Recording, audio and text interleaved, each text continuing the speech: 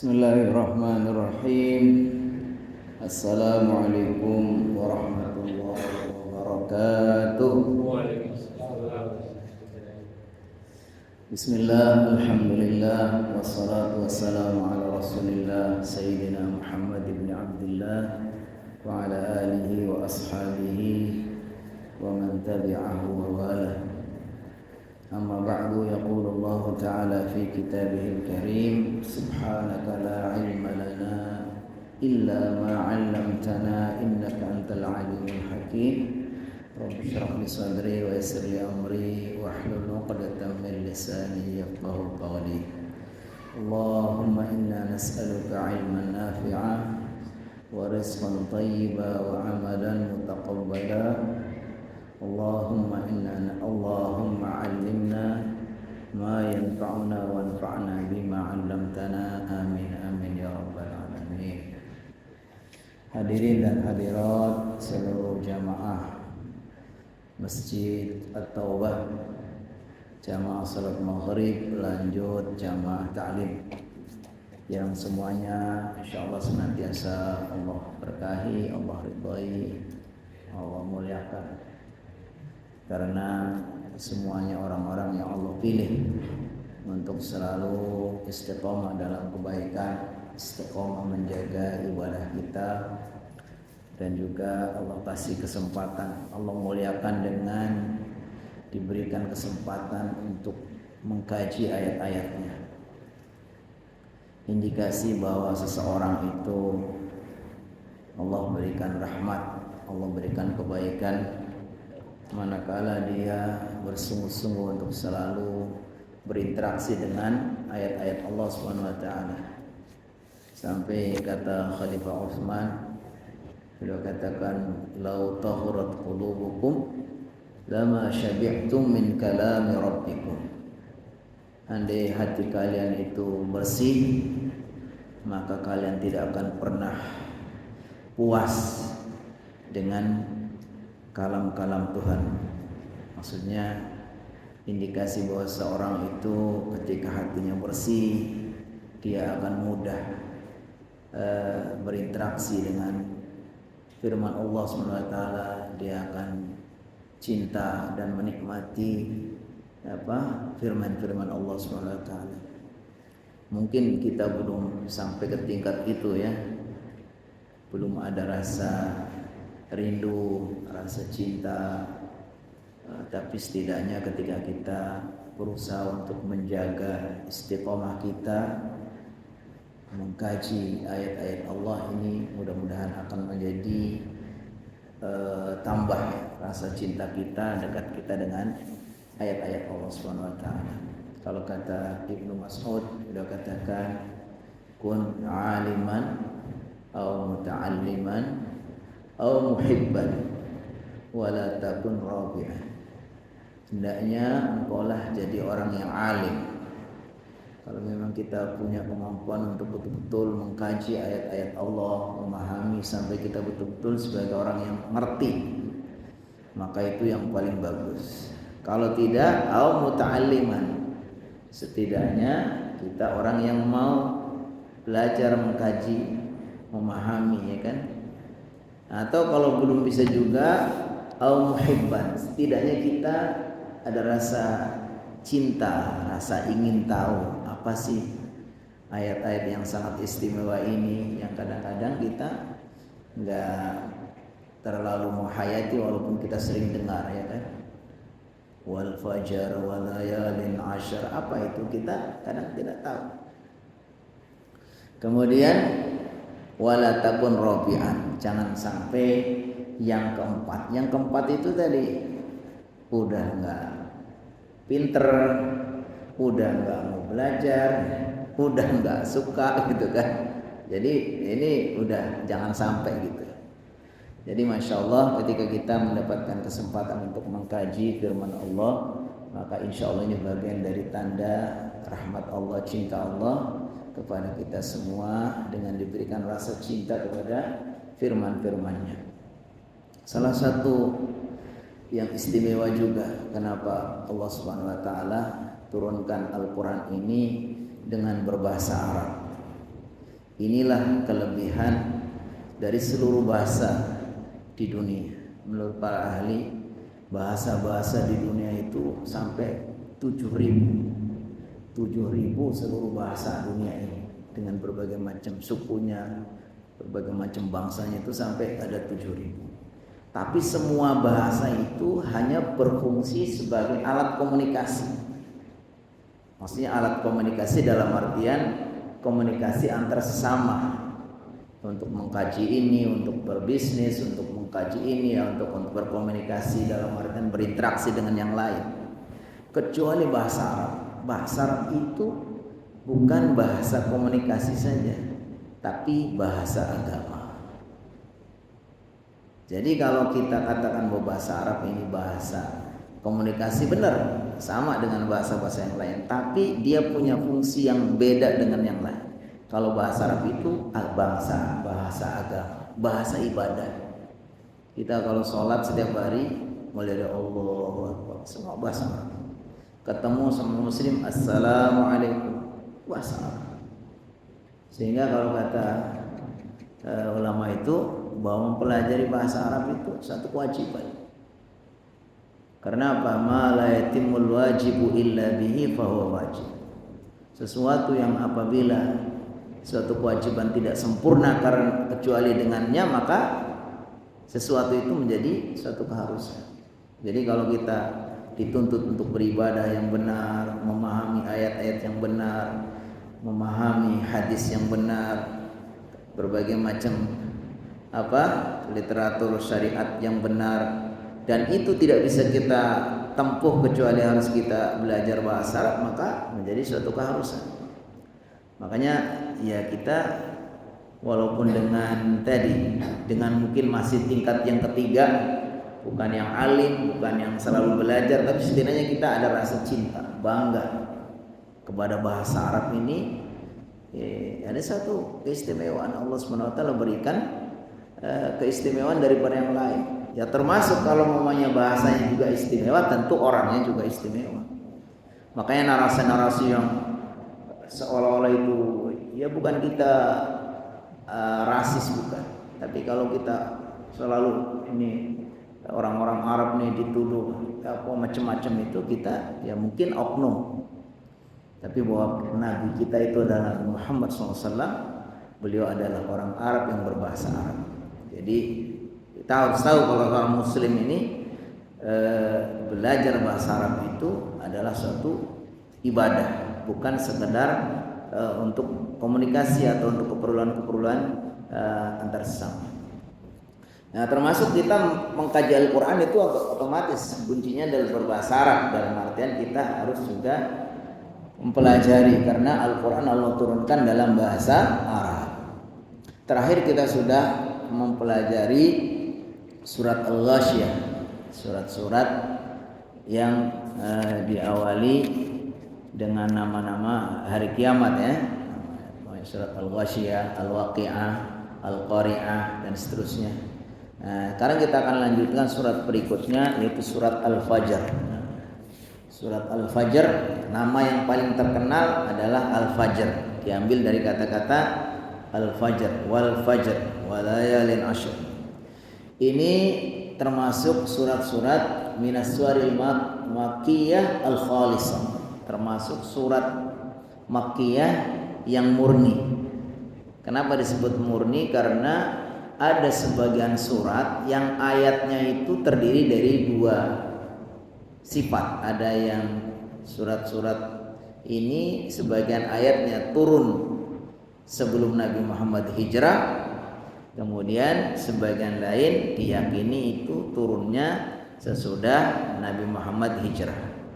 Kalau sebelum hijrah disebut surat-surat Makkiyah atau ayat-ayat Makkiyah, kalau sesudah hijrah disebut Madaniyah. Nah, ini surat Al-Fajr ini dari ayat 1 sampai 30 itu semua murni diturunkan sebelum Nabi Muhammad hijrah. Nah, jadi setiap ayat yang turunnya sebelum hijrah disebut surat atau ayat Makkiyah. Kenapa? Karena waktu itu Nabi Muhammad masih ada di Mekah. Tapi ada sebagian ayat yang turunnya di Mekah tapi disebut Madaniyah. Kenapa? Karena dia turunnya sesudah Nabi Muhammad hijrah, setelah Nabi Muhammad kembali lagi ke Mekah atau dalam kondisi beliau ada di Mekah. Bal hiya min awaili ma nuzila 'ala nabi min suwar Qur'aniyah. Bahkan ini termasuk surat-surat yang turunnya di awal-awal. Jadi kalau Nabi Muhammad SAW itu periode Mekah itu selama 13 tahun.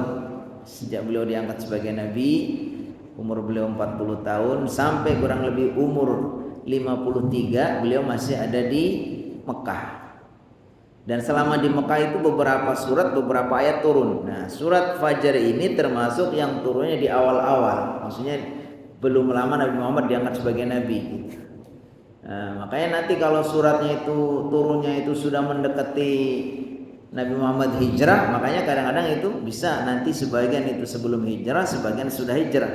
Makanya dalam satu surat bisa terjadi dari dua ayat, dua versi ayat, ada yang Makkiyah, ada yang Madaniyah. Fahiyya suratul ashirah fit tartibin nuzul. Turunnya itu urutan ke-10. Urutan ke-10 dari sisi turunnya.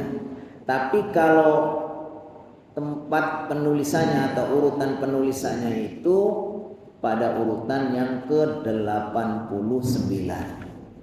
Nah, inilah menunjukkan bahwa turunnya surat atau ayat itu tidak berbanding lurus dengan penempatan. Jadi surah Al-Fatihah bukan berarti turun yang paling pertama, bukan. Fatihah, Al-Baqarah, Ali Imran, kemudian An-Nisa, Al-Maidah, Al-An'am itu bukan berurutan berarti turunnya duluan, enggak. Bahkan dalam satu surat pun kadang-kadang enggak mesti ayat-ayat itu turunnya bareng, ya kan? Seperti ayat yang pertama dalam surat Al-Alaq itu hanya 5 saja yang turun pertama itu. Jadi menunjukkan bahwa penulisan di dalam mushaf itu tidak sama dengan turunnya dari Allah Subhanahu wa taala kepada Nabi Muhammad SAW. Adadu ayatiha 30 fil mushafil kufi wa sanatani wa thalathun fil hijazi wa 29 fil basri. Nah, di sini ada perbedaan jumlah ayat dari seluruh surat Al-Fajr. Kalau menurut versi mushaf Kufi yang Kufah itu jumlahnya ada 30 seperti yang ada di dalam mushaf-mushaf kita. Tapi ada versi lain itu 32 itu di Hijaz. Kemudian 29 di Basrah. Kenapa terjadi beda-beda seperti ini? Ya sebenarnya itu hanya beda pemahaman atau sebagian ulama dalam menentukan batas ayatnya mana gitu. Kadang-kadang ada satu ayat dijadikan dua atau dua ayat dijadikan satu. Nah, dalam perbedaan-perbedaan dari sisi ini dalam kitab tafsir memang suka ada. Itu disebut dengan ikhtilaf tanawu. Ikhtilaf tanawu itu perbedaan-perbedaan yang sifatnya tidak kontradiktif tapi itu saling melengkapi dan menguatkan.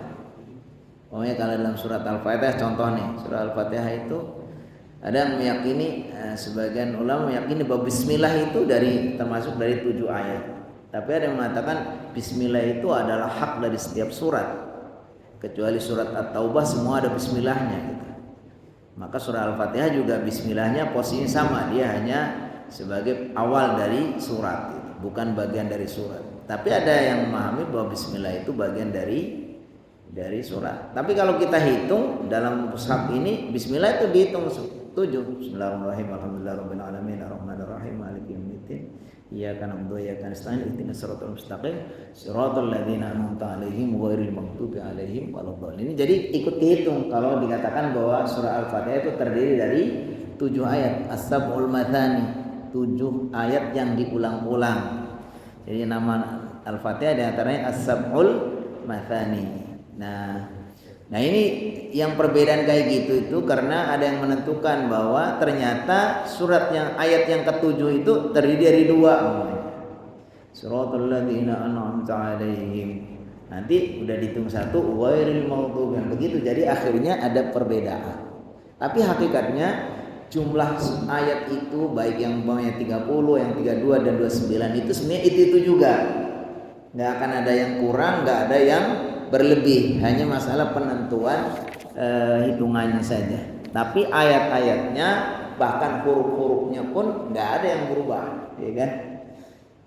Ya, karena itu jaminan dari Allah kalau maunya ayatnya ada yang kurang, kemudian suratnya apalagi kan, bahkan titik kurang aja udah nggak bisa, ya kan? Kayak Allah Subhanahu wa taala jamin inna nahnu nazzalna dzikra wa inna lahu lahafizun. Kita lanjutkan. Bismillahirrahmanirrahim. Wal fajr, demi fajar. Walayalin ashar, dan demi malam-malam 10. Wasyaf'i wal watr, dan demi genap dan ganjil. Wal laili idza yasar, dan demi malam apabila tiba, atau demi malam apabila pergi. Jadi terjadi ikhtilaf antara para ahli fikih atau antara ahli tafsir, apakah idza yasar ini diartikan idza adbar. Idza adbar itu berarti ketika pergi, atau idza aqbal, atau ketika datang.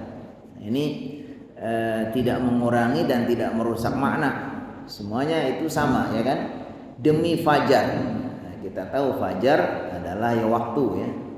Tapi kalau dari sisi bahasa fajar itu artinya yang bersinar. Yang artinya fajar itu bersinar. Makanya kalau waktu subuh disebut waktu fajar karena di situ ada sinar matahari yang mau terbit. Nah, makanya kalau dalam belajar fikih itu ada fajar itu ada dua macam, ada fajar shadiq, ada fajar kadzib. Fajar shadiq ini fajar yang jujur, artinya benar nih, nggak nipu. Karena begitu dia muncul fajar, cahaya itu semakin siang, semakin lama semakin terang, nggak akan gelap lagi. Tapi kalau fajar kadzib, kelihatannya sudah ada cahaya, tapi nanti akan redup lagi kayak nipu. Oh ternyata bukan, ini bukan mau subuh, tapi ternyata itu baru cahaya, nanti hilang lagi. Nah ini para ulama sudah meneliti itu.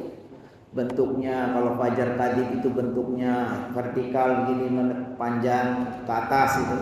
Kalau fajar shadiq itu melebar. Dan karena itu memang di zaman itu ya sangat butuh, ya. Orang itu untuk menentukan waktu subuh itu butuh. Mereka meneliti alam bagaimana itu kan. Bikin jam pakai air, bikin jam pakai pasir gitu kan. Ada yang pakai tanda tongkat namanya. Kalau waktu zuhur itu kalau tongkat ini bayangannya itu sudah persis sama di tengah-tengah sama dengan tongkatnya, itu berarti itu pas pertengahan. Kalau begitu bergeser agak sore sedikit, pasti bayangannya akan ke arah mana? Ke arah timur, ya. Nanti ketika bayangan itu sudah sama dengan tongkat itu, berarti itu sudah selesai waktu asar. Jadi gitu aja. Maunya kita mendirikan tongkat panjang 1 meter. Begitu nanti bayangannya di sebelah timur itu sudah 1 meter juga bayangnya itu, berarti itu sudah selesai waktu dulu. Sakit. Zaman itu karena memang kondisi juga yang menuntut sehingga orang itu kreatif. Ya, sekarang udah banyak banget alat ini canggih-canggih banget, ya. Ada HP, ada jam itu, jadi orang udah nggak penting lagi seperti itu. Padahal itu kalau kita pelajari kita fikih itu sangat detail itu perbedaan perubahan waktu, kapan waktu maghrib, mulai terbenamnya matahari sampai hilangnya mega merah gitu. Mega merah itu lawan dari fajar. Kalau fajar itu adalah cahaya matahari yang mau terbit, kalau mega merah itu cahaya matahari yang mau atau yang mau tenggelam. Jadi begitu matahari tenggelam itu nggak langsung hilang cahayanya, itu masih ada bekas-bekasnya, itu disebut dengan syafaq. Jadi asyafaq itu adalah cahaya matahari yang mau terbenam, mau hilang. Kalau fajar itu adalah cahaya matahari yang mau terbit. Nah, jadi syafaq itu lawan dari fajar. Nah, ini dikaji sama para ulama. Walayalin ashar, dan demi malam-malam yang 10. Malam-malam 10. Nah, ini para ulama ada yang mengartikan malam 10 adalah ya malam di mana 10 hari pertama bulan Dzulhijjah. Jadi malamnya plus sama siangnya. Makanya kata di mana waktu itu adalah waktu yang sangat utama ya, tanggal 1 sampai 10. Kemudian amal juga sangat Allah cintai ya. Kemudian di tanggal 9-nya akan ada hari Arafah, tanggal 10-nya akan ada hari Idul Adha gitu kan. Itu dianggap tanggal 10 malam bersama siangnya. Makanya kata Rasulullah SAW, ma min ayyamin al-amalu salihu fihinna ahabbu ilallah min ayyamil ashar. Tidak ada suatu amalan di mana amal-amal soleh itu lebih Allah cintai untuk dilakukan melebihi 10 hari pertama. Ada juga yang mengatakan layalin asyar itu adalah ya betul malam 10, malam yang sebenarnya itu bulan Ramadan. Itu bulan terakhir atau 10 malam terakhir bulan Ramadan, yang dimana di situ sangat diharapkan terjadinya malam Al-Qadar ya. Yang Rasulullah SAW kalau sudah 10 hari terakhir disebutkan oleh Bunda Aisyah, yakni kana Rasulullah SAW idza dakhala al-ashr al-awakhir syadda mi'zarahu wa ahya lailahu wa aiqadha ahlahu. Karena Bunda Aisyah adalah Rasulullah SAW itu kalau sudah masuk 10 hari terakhir, beliau itu syadda mi'zarahu, sebagai kinayah bahwa beliau itu sudah betul-betul siap ya, mengencangkan ikat pinggangnya, dalam artian dia siap untuk beribadah, tidak lagi dekat-dekat dengan istri ya kan. Kemudian wa ahya lailahu, menghidupkan malam-malamnya. Mungkin hampir seluruh malamnya itu enggak ada sengaja untuk tidur, tapi sekedar ya mungkin sambil ngantuk. Semuanya digunakan untuk beribadah, untuk i'tikaf. Kemudian wa aiqadha ahlahu, dan juga membangunkan, mengajak keluarganya. Ini jadi yang bisa dipahami 10 malam itu adalah 10 malam yang sangat istimewa, yaitu 10 malam bulan Ramadan. Bisa juga itu yang maksudnya 10 malam plus siangnya itu bulan Dzulhijjah tanggal 1 sampai tanggal 10. Wasyaf'i wal watr, dan demi yang genap dan yang ganjil. Ini juga para ulama banyak menyebutkan tafsirnya ya. Wasyaf'i adalah yang dimaksud adalah yang genap, yaitu waktu-waktu istimewa yang genap, kayak namanya tanggal 10 Dzulhijjah ini waktu yang genap. Atau tanggal 9 yang ganjilnya, tanggal 9 bulan Dzulhijjah, yaitu hari Arafah, hari yang paling utama. Atau memang ada benda-benda yang ada yang genap, ada yang ganjil, walaupun seluruh benda-benda itu biasanya ada pasangannya. Tapi ada hitungan 1, 2, 3 itu genap dan ganjil. Yang lebih kuat yang disepakati oleh para ahli tafsir, genap itu adalah maksudnya adalah makhluk, sedangkan ganjil adalah Allah. Jadi Allah itu maha ganjil. Innallaha witrun, kata Allah SWT dalam hadis Rasulullah mengatakan innallaha witrun yuhibbul witra. Innallaha witrun, sungguhnya Allah itu Allah maha ganjil, itu maha esa. Yuhibbul witra, dan beliau atau Allah itu mencintai yang ganjil-ganjil. Makanya Rasulullah SAW itu senang kalau melakukan sesuatu itu pakai ganjil, 1, 3 begitu. Kalau membasuh, berwudu ya 3 kali. Beliau dikatakan kan Rasulullah SAW yuhibbut tayamun wal witra. Adalah Rasulullah SAW itu suka tayamun. Tayamun itu menggunakan yang kanan ya, pakai sandal kanan dulu, pakai baju yang kanan dulu, makan dan hal-hal yang positif itu pakai yang kanan. Dan beliau juga suka yang ganjil. Maka di sini demi yang genap dan yang ganjil, yang genap maksudnya adalah makhluk, karena Allah jadikan semua makhluk ini apa? Gimana dalam surat Yasin itu? Subhanalladzi khalaqal azwaja kullaha mimma tumbitul ardu wa min anfusihim wa mimma la ya'lamun. Subhanalladzi, maha suci Allah, alladzi khalaqal azwaj, yang telah menciptakan semua itu berpasang-pasangan. Mimma tumbitul ardu, dari semua yang tumbuh di atas bumi. Wa mimma la ya'lamun, dari apa saja yang kita tidak tahu. Makhluk-makhluk itu Allah ciptakan apa? Berpasang, siang sama malam, pagi sama sore, laki sama perempuan dan seterusnya. Itu artinya di situ ada pasangannya. Jadi walaili idza yasar, dan demi malam ketika itu adbar, ketika malam itu pergi berarti menuju siang. Kemudian walaili idza aqbal, dan malam ketika datang berarti sore. Para ulama lebih memilih idza aqbal, yaitu ketika malam datang. Kenapa alasan para ulama memilih malam ketika datang? Karena ketika malam itu pergi itu sudah sama dengan yang pertama. Karena ketika malam pergi itu berarti datang fajar. Kalau banyak walaili idza adbar, ketika malam itu pergi berarti setelah malam pergi itu datanglah fajar atau datanglah siang. Sedangkan kata-kata demi fajar itu sudah disebutkan di depan. Makanya yang lebih mereka pilih oleh sebagian ulama walaili idza aqbal, ketika malam itu datang atau ketika malam itu tiba. Nah, empat ini disebut dengan qasam dalam bahasa Quran, bahasa tafsirnya atau bahasa Arabnya itu disebut qasam. Qasam itu artinya sumpah. Jadi Allah menyebutkan empat ayat ini, yaitu fajar, malam-malam 10, genap dan ganjil, kemudian malam itu sebagai sumpah. Dan banyak dalam ayat-ayat Al-Quran itu Allah mengawalinya dengan sumpah. Wal asri wad duha wal laili wasyamsi, berbagai macam, wal fajar, ini kayak itu kan. Itu biasanya ciri-cirinya apa? Ciri-cirinya diawali dengan huruf qasam, wa. Terus habis itu apa? Setelah ada wawu qasam, huruf qasam itu nanti kata-katanya atau kalimatnya itu dibaca kasrah. Wal fajri, wal asri, apalagi wal laili.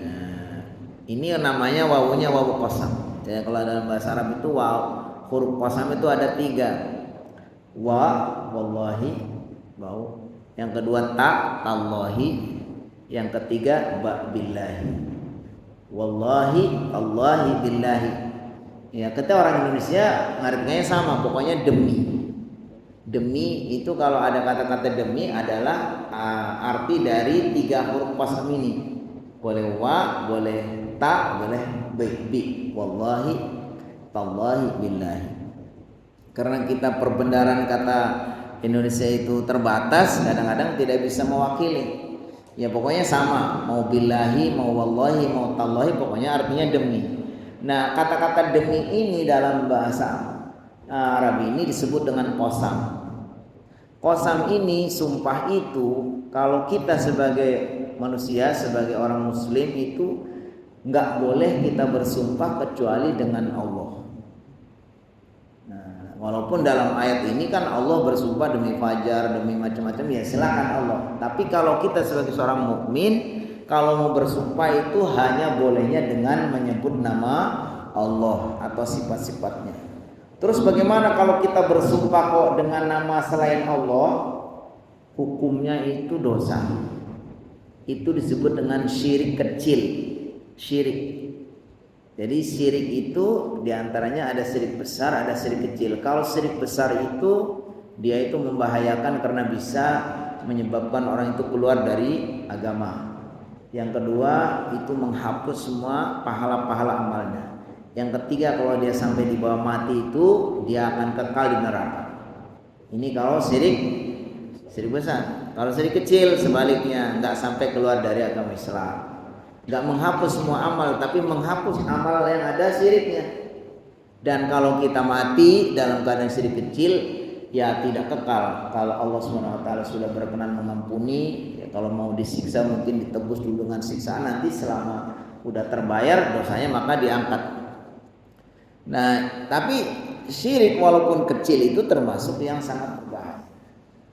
Tinggal ada istilah kecil kalau sering-sering ya, kayak dikatakan para ulama mengatakan las-saghair ma'al istimrar walal kabair ma'al istighfar. Enggak ada istilah kecil kalau terus-terus. Makanya kita setelah kita tahu ngaji ya jangan kita sering bersumpah dengan selain Allah. Demi ini, demi itu, demi yang enggak boleh.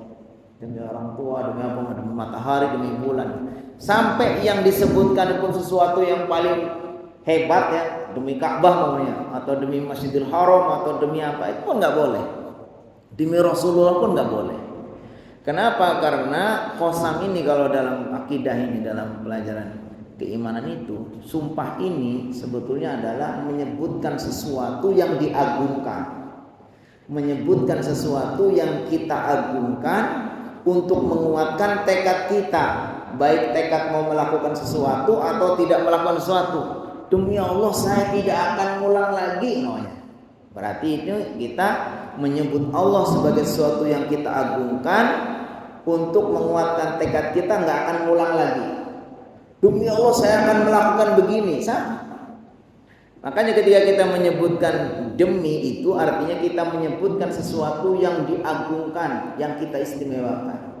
Sementara yang paling berhak atau yang berhak untuk diagungkan itu hanya Allah.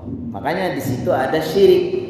Karena apa? Karena kita yang seharusnya mengagungkan Allah, untuk sumpah ini kita menyebut nama lain.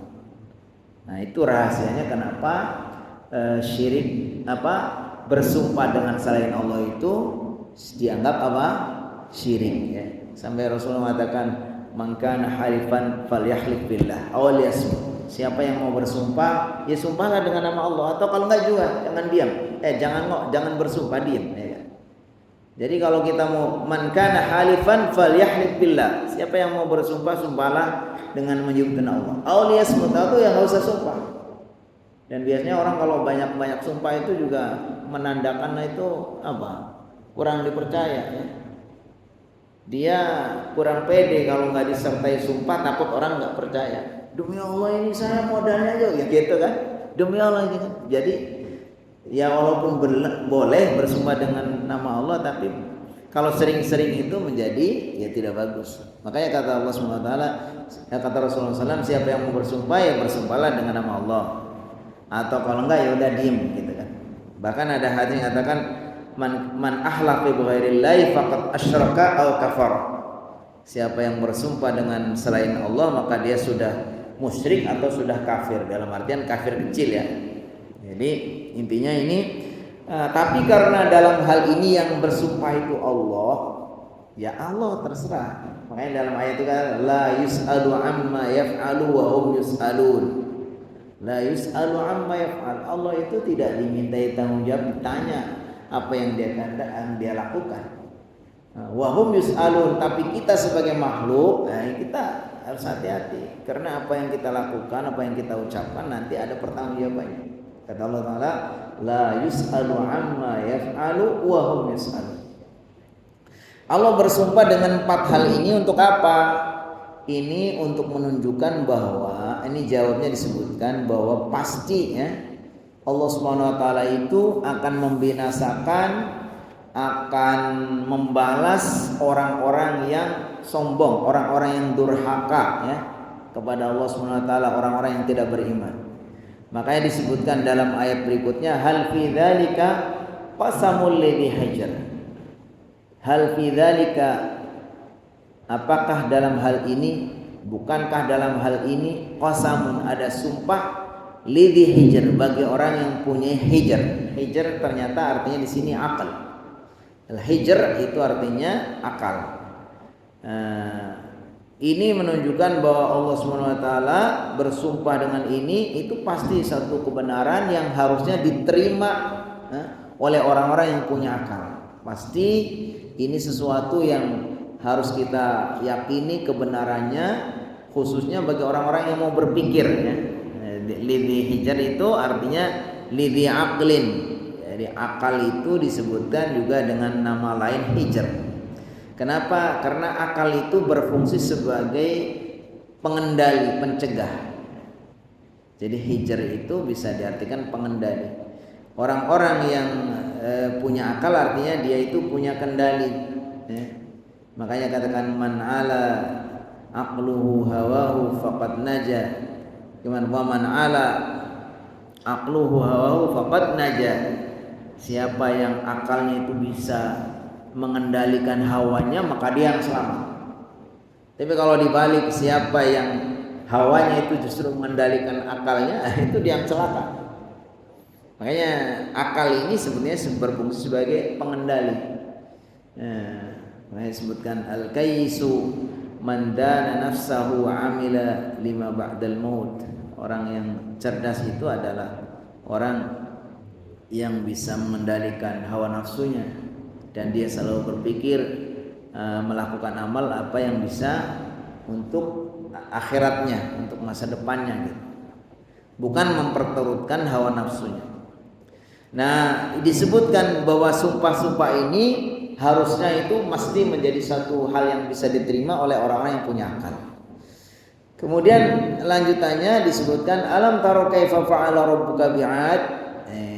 Ini sebagai kebenaran bahwa Allah itu akan membalas kesombongan, kedurhakaan, kekufuran orang-orang yang sombong, yaitu orang-orang yang kafir. Disebutkan alam taro kaifa fa'ala rabbuka bi'ad. Bukankah engkau telah melihat wahai Nabi Muhammad, kaifa, bagaimana fa'ala telah berbuat rabbuka Tuhanmu bi'ad dengan kaum Ad. Jadi Allah Subhanahu wa taala sebutkan di sini bagaimana kita disuruh mengambil pelajaran dari kaum Ad. Kaum Ad itu adalah kaumnya Nabi Hud, ya kan? Nabi Hud itu diutus di tengah kaum namanya kaum Ad. Iromadzatil imad, yaitu Iram. Ada yang mengatakan Iram itu nama kota yang diambil dari kakeknya atau dari moyangnya kaum Ad, yaitu Iram.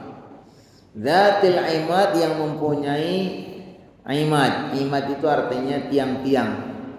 Jadi kalau kita baca kisahnya bagaimana kaum Ad ini adalah kaumnya Nabi Hud yang orang itu tinggi-tinggi, besar-besar, punya keistimewaan, kelebihan, kekuatan yang luar biasa, di mana mereka mempunyai rumah-rumah, bangunan-bangunan yang sangat megah, yang sangat kuat, sangat kokoh, ya, bangunan-bangunan yang tinggi.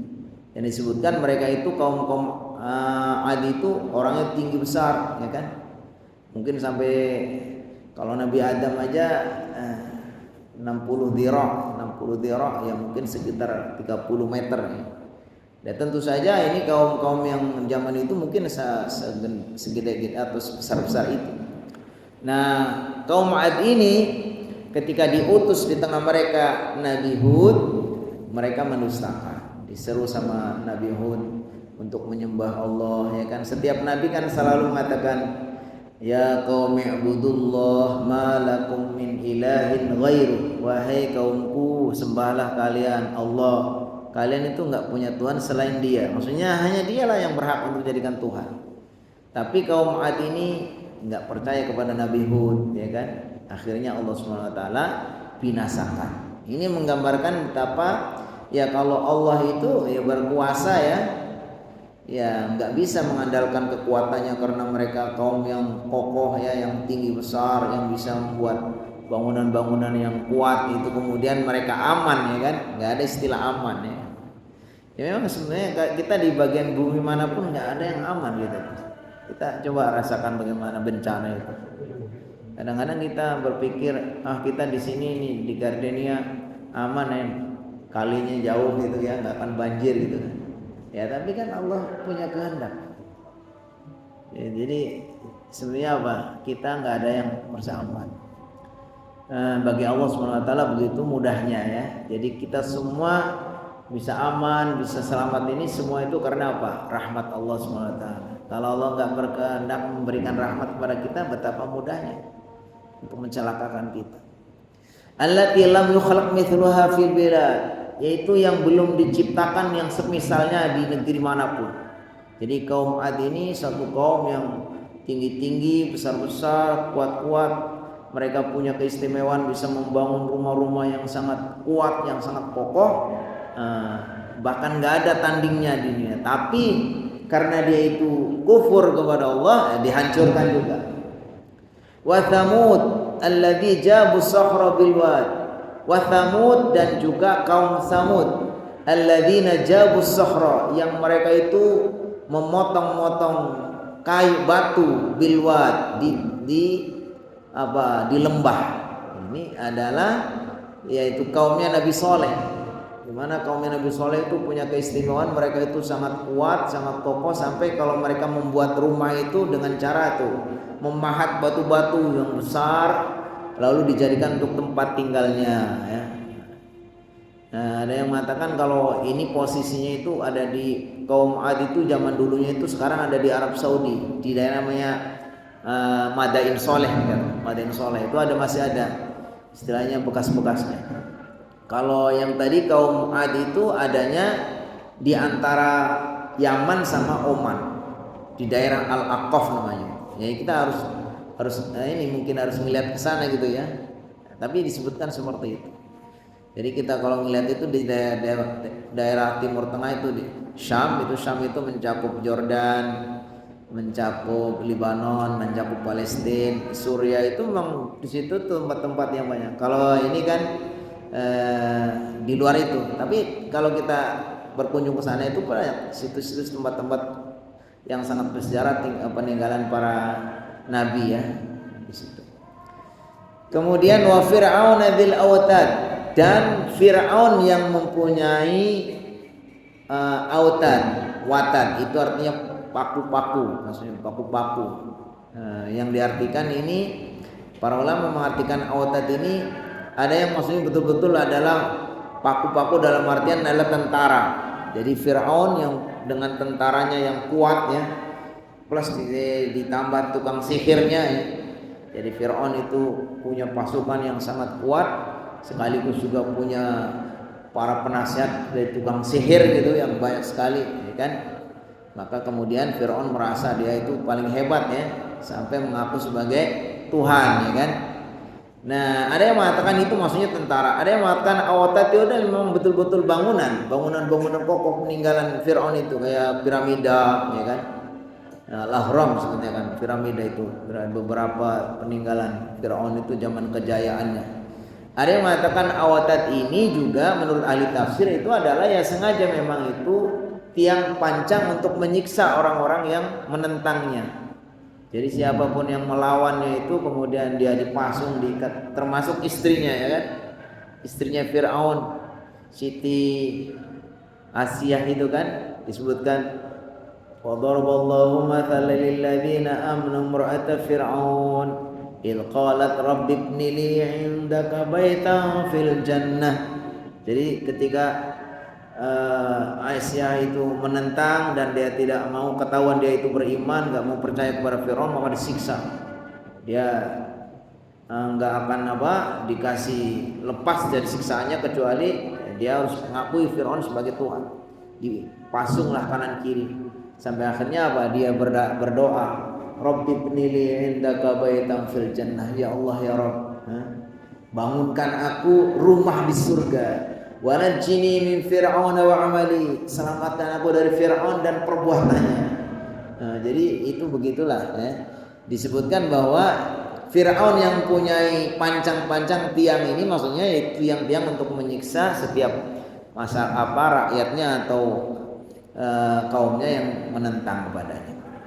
Alladzina taghaw fil bilad, yang mereka itu melampaui batas di bumi atau di negara-negara itu. Maksudnya Fir'aun itu dikenal sebagai orang yang sangat menyombongkan diri, yang sombong ya, enggak mengakui, sampai kemudian menyuruh Haman untuk membuat tangga atau membuat sorh, yaitu tempat untuk naik kemudian untuk melihat bahwa mana kalau Musa mempunyai Tuhan, mana dia bikin bangunan yang tinggi untuk melihat apakah di situ ada Tuhannya Nabi Musa. Fa'aktharu fihal fasad, dan mereka melakukan banyak di dalam bumi ini al-fasad, kerusakan. Jadi Fir'aun melakukan berbagai macam kerusakan. Fasabba alaihim rabbuka sawta adab, maka ditimpahkan kepada mereka oleh Tuhanmu sawta adab, cemeti adab, cemeti atau cambuk adab. Ini sebagai kiasan bahwa begitu mudahnya Allah Subhanahu wa taala untuk membalas mereka dengan siksaan di dunia, dihancurkan Bahkan diibaratkan seperti orang hanya sekedar menggerakkan cemeti ya, begitu mudahnya. Padahal kaumnya Ad itu kaum yang sangat kuat ya kan. Begitu juga Samud, begitu juga Firaun dengan tentaranya, dengan tukang sihirnya. Tapi bagi Allah Subhanahu wa taala begitu mudahnya ya. Dikatakan fasabba alaihim rabbuka sawta adzab. Maka ditimpakan kepada mereka oleh Tuhanmu wahai Nabi Muhammad sawta adzab. Itu cemeti azab dari Allah Subhanahu wa taala. Inna rabbaka labil mirsad. Inna rabbaka sesungguhnya Tuhanmu wahai Nabi Muhammad ya, labil mirsad, sungguh selalu dalam pengintaian. Maksudnya Allah Subhanahu wa taala ya, itu selalu mengawasi kita, selalu memperhatikan kita. Semua kezaliman-kezaliman itu Allah tahu ya. Boleh jadi memang Allah Subhanahu wa taala akan segerakan azabnya dibalas di dunia ya kan. Boleh jadi nanti akan ditunda. Makanya kata Allah Subhanahu wa taala dalam surat Ibrahim itu wala tahsabannal ladzina zalamu wala tahsabannallaha ghafilan amma ya'malu zalimun wala tahsabannallaha, janganlah engkau mengira Allah ghafilan ya lupa atau lengah amma yaf'alu zalimun terhadap apa yang dilakukan oleh orang yang zalim. Jadi kalau kita melakukan kezaliman mungkin tidak dibalas sekarang ya kan. Mungkin Allah tunda ya kan nanti. Tapi kata Allah Subhanahu wa taala jangan mengira bahwa Allah itu lupa terhadap apa yang dilakukan oleh orang zalim. Innama yu'akhiruhum liyaumin tashkhasu fihi al-absar. Allah hanya akan menunda saja ya. Balasannya mungkin belum sekarang. Ketika Allah balas sekarang boleh jadi itu adalah sebagai kasih sayang Allah. Jadi kalau ada orang ditegur sama Allah dengan dikasih musibah, kalau orang itu orang baik, orang yang sudah soleh, udah kerasnya nggak banyak melanggar perintah Allah Subhanahu wa taala, nggak ada yang dilarang itu dilakukan, dia taat, kok kena musibah, itu tandanya apa? Tandanya itu imtinan, satu ujian yang dengannya Allah ingin mengangkat derajatnya. Tapi ketika orang itu sudah mulai menyimpang ya, sudah mulai melanggar, sudah mulai berani bermaksiat, lalu Allah turunkan musibah, berarti itu apa namanya? Itu namanya teguran, tanbih, peringatan supaya dia itu jangan terus berlarut semakin jauh dari Allah, segera dia kembali bertaubat. Tapi kalau dia itu orang yang jahat, apalagi orang kafir, ketika ditimpakan musibah itu berarti azab yang disegerakan sebelum nanti akan mendapatkan azab di akhirat. Kadang sudah dikasih DP-nya di dunia ini ya, karena dia jahat orang kafir. Tapi pada hukum asalnya sebenarnya orang kafir itu ya nanti semua balasan di akhirat. Karena apa? Karena dunia ini adalah surga bagi orang kafir, penjara bagi orang mukmin. Ad-dunya sijnul mu'min wa jannatul kafir. Jadi ya ini mungkin kita kaji sampai separuh dulu saja dari surat Al-Fajr. Mudah-mudahan Allah kasih umur panjang, ada kesempatan nanti kita lanjutkan separuhnya lagi pada pertemuan berikutnya. Waktu juga yang membatasi kita, karena sudah adzan kita langsung tutup ya. Lagian sudah pinter semua jadi nggak usah ada yang tanya gitu ya. Baik, kita sama-sama tutup dengan baca alhamdulillah dan doa kafaratul majelis. Subhanakallahumma wa bihamdika asyhadu an la ilaha illa anta astaghfiruka wa atubu ilaik. Assalamualaikum warahmatullahi wabarakatuh.